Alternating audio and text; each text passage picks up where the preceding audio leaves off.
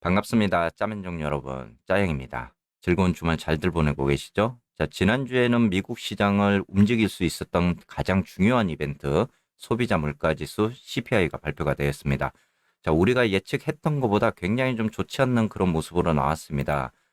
제가 몇 번에 걸쳐서 이 소비자 물가 지수에 대해서 말씀을 드렸었지만은 이렇게 지금 전월 대비해가지고 그런 소비자 물가 지수가 이전 대비해서 예측가는 0.5%, 발표는 0.6%가 이렇게 나왔습니다. 여기에는 어떻게 보면은 주거비 상승에 대한 부분을 제가 지속적으로 이야기를 드렸던 부분이었죠. 그래서 주거비가 아직까지도 떨어지지 않는 부분, 이런 구간이 있기 때문에 어떻게 보면은 그런 소비자 물가 지수, 코어 CPI가 하락하는 그런 부분은 좀 어렵다 이렇게 이야기를 드렸습니다. 자, 월가에서도 이렇게 예측가 0.5%지만은 0.6%, 0.7%를 예상을 하고 있다. 거기에 보면은 어떻게 보면은 근원 소비자 물가 지수는 예측가보다 그리고 월가가 분석을 했던 CPI 발표만큼 이렇게 나왔던 구간입니다. 자, 어떻게 보면은 이제 월가에서 0.6% 그리고 0.7%를 예측을 했는데 거기에 맞게끔 코어 CPI가 발표가 되었죠. 자, 연준에서는 또 헤드라인 CPI에 대한 부분, 그리고 코어 CPI에 대한 부분을 가지고 금리 인상의 지표로 삼고 있습니다. 자, 헤드라인 CPI를 보게 되면은 예측가는 8.3, 그리고 발표는 8.6이 나왔습니다. 정말 라이브 때도 저도 이 수치가 나오면서 이거 잘못된 거 아닌가라는 그런 의심을 할 정도로 충격을 좀 받았던 그런 발표였습니다. 그런데 여기에서 우리가 보게 되면은 지난번 8.5%를 찍고 나서 8.3으로 내려왔을 때 제가 어떻게 보면은 이 구간이 정체기가 되지 않을까라는 이야기를 드렸었죠. 그렇게 됐을 때 한 번 더 이번 CPI에서 이 부합되는 결과 또는 하락하는 그런 결과가 나와야 된다라고 이야기를 했습니다. 그런데 막상 발표치를 보고 나니까 이때 당시 8.5% 그리고 이때 당시 8.3%는 역시 인플레이션이 둔화되는 부분이 아니었고 잠시 정체되었던 그런 인플레이션이었다라고 우리가 볼 수 있을 것 같습니다. 자, 지금에 와서는 어떻게 보면은 이제 고점을 완전히 찍었다라고 이제 볼 수 있는 부분도 있을 것 같습니다. 이렇게 됐을 때 다음에 금리 인상을 통해서 이제는 좀 더 고점을 정점을 찍고 한번 하락할 수 있는 이런 부분들이 나오지 않을까 이렇게 이제 예측을 할 수 있는 부분이죠. 다음은 CPI 보고서도 한번 보시게 되면요. 이렇게 지금 최고의 실적적인 부분은 에너지입니다. 1.1% 중앙값 기준이고요.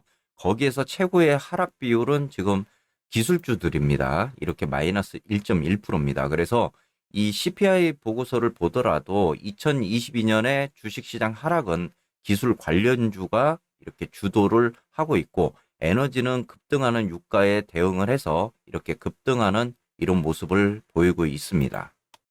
미국 주요 물가 상승률도 보시게 되면은 지금 전년 대비 해가지고 휘발유가 48.7%입니다.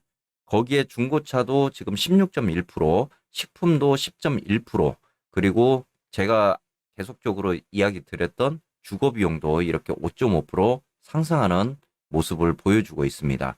자, 여기에서 평균 식료품을 구매하는 사람과 고급 주택 판매가가 18% 가까이 급감하는 그런 모습을 보였습니다. 물가 상승률이 굉장히 유행을 하기 시작을 하면서 어떻게 보면은 하락폭이 굉장히 컸다라고 이렇게 봐야 될 부분입니다.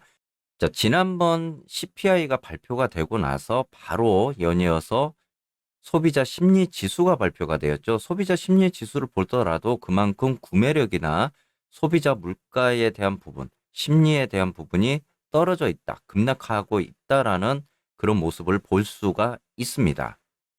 자, 이렇게 CPI에 따르면 임대료라든지 가스, 식료품 가격 상승으로 미국의 인플레이션이 40년 만에 최고치인 이렇게 8.6%를 치솟는 그런 모습이 되었죠. 어찌 보면은 이제 인플레이션에 이렇게 우리가 살고 있는 삶의 필수품에 뿌리를 두고 있다라고 이렇게 볼 수도 있는 부분입니다.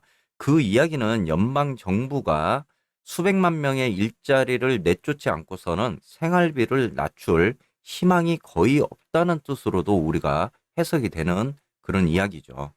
자, 이렇게 이제 CPI가 발표가 됐을 때 향후 금리 인상을 우리가 예측을 해봐야 될 것 같습니다. 지금 6월과 7월에는 50bp 인상에 대한 부분, 여기에 이제 FF 금리죠. FF 금리를 기준으로 했을 때 1.25%에서 1.5%를 감안을 했다면 6월에 50bp 인상, 그리고 7월에도 1.75% 그리고 2%에 대한 FF 금리를 본다라고 했을 때 50bp까지 우리가 6월과 7월에는 50pp에 대한 인상적인 부분으로 확실시가 되고 있었던 부분입니다. 그런데 9월에 들어와 가지고 우리가 과연 0.25%로 갈 것인지 또는 50bp 인상을 갈 것인지가 핵심적인 관건이었습니다. 이렇게 봤을 때 지금 기준금리는 2.25%에서 2.5%인데 이렇게 돼버리면 9월에 우리가 50bp 또는 빅스텝적인 부분으로 0.75% 가능성까지 지금 열어두어야 되는 거 아니냐라고 이야기가 나오는 거죠. 그런데 9월에 50bp 인상을 하게 된다라고 친다면은 그렇게 되면은 11월에도 이렇게 50bp 인상을 해야 될 수 있는 상황까지 오게 됩니다. 연준에서는 이렇게 기준금리를 2.5%에서 3%를 잡고 있죠. 그렇기 때문에 11월에도 이렇게 50bp 금리 인상을 할 가능성이 생길 수 있다. 이렇게 생각을 해봐야 될 것 같습니다. 자, 예상보다 높은 CPI 이후 시장이 이렇게 4번의 FOMC 회의에서 50bp 금리 인상이 예측이 되고 있는 그런 상황입니다. 자, 이렇게 40년 만에 CPI가 최고치를 기록을 하면서 스태그플레이션에 대한 두려움이 생기고 있습니다. 자, 월스트리트부터 메인스트리트까지 미국 경제가 1970년대 스타일의 스태그플레이션으로 미끄러질 수 있다는 이런 두려움이 생기고 있습니다. 세계은행은 화요일에 장기적인 미약한 성장과 높은 인플레이션에 대해서 이렇게 경고를 하고 있고요. 세계 경제 성장에 대한 전망을 거의 1%포인트 인하했다라고 발표를 하면서 스태그플레이션에 대한 두려움을 불러일으켰습니다.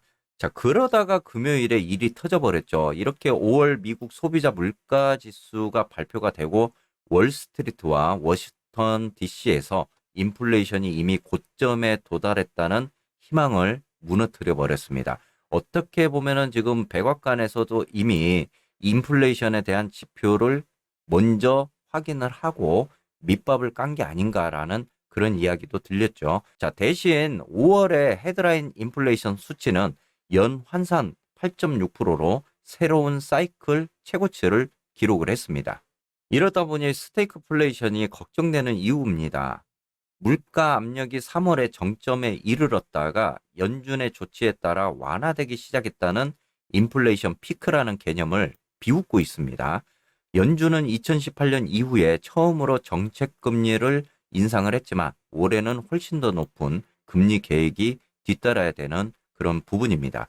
경제 성장 속도를 놓고 보면 미국의 경제가 상반기 마이너스 성장을 향해 가고 있다는 신호가 나오고 있는 거고요. 애틀랜타 연준의 GDP 나우의 예측에 따르면 2분기 성장률 1분기에 1.5% 감소에 이어서 0.9%로 예상을 해볼 수가 있습니다. 자, 대부분의 경제학자들이 이렇게 경기 침체를 2분기 연속 경기 위축으로 정의를 하고 있습니다. 따라서 애틀랜타 연준의 예측이 실현이 되더라도 미국은 기술적으로 경기 침체에는 빠지지 않을 것이다라는 그런 분석을 내놓고 있습니다.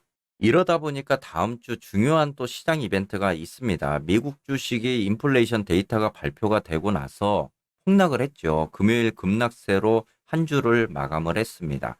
S&P 500 지수 SPX가 마이너스 2.91%, 다우존슨이 이렇게 주간 5.1% 하락을 하면서 2020년 3월 27일 이후 최대 2주 하락을 기록을 했습니다. 자, 다우가 마이너스 2.73%, 그리고 나스닥이 3.52%, 그리고 월요일 이후에 5.6% 하락하는 그런 모습을 보여주기도 했습니다. 자, 앞을 내다보면은 이제 미국 경제는 데이터로 바쁜 한 주가 될 것 같습니다. 자, 모든 시선이 수요일 오전 한국 시간으로 3시 30분이죠. 이렇게 파월 의장의 기자회견으로 쏠리고 있습니다. 제롬 파월 연준 의장과 함께 이틀에 걸쳐 열리는 연준의 정책 회의를 우리가 가장 주목해야 될 그런 중요 시장 이벤트로 보고 있고요. 여기에 따라서 증시가 한 번 더 출렁거릴 수 있는 그런 중요한 시장 데이터가 될 것 같습니다. 다음 주도 어떻게 보면은 고비가 계속적으로 일어날 수 있는 시장입니다. 이렇게 연준의 정책 회의를 통해서 금리 인상이 또 얼마만큼 빅스텝을 밟을 것인지에 대해서 우려스러운 부분이 계속적으로 생기고 있고요. 이렇게 인플레이션을 연준이 어떻게 또 억제를 할 수 있는 방안이 나오는지도 우리가 중요하게 체크를 해봐야 될 부분인 것 같습니다. 다음 주 시장도 여러분들 관심 있게 보시면서 대응을 하셔야 될 것 같습니다.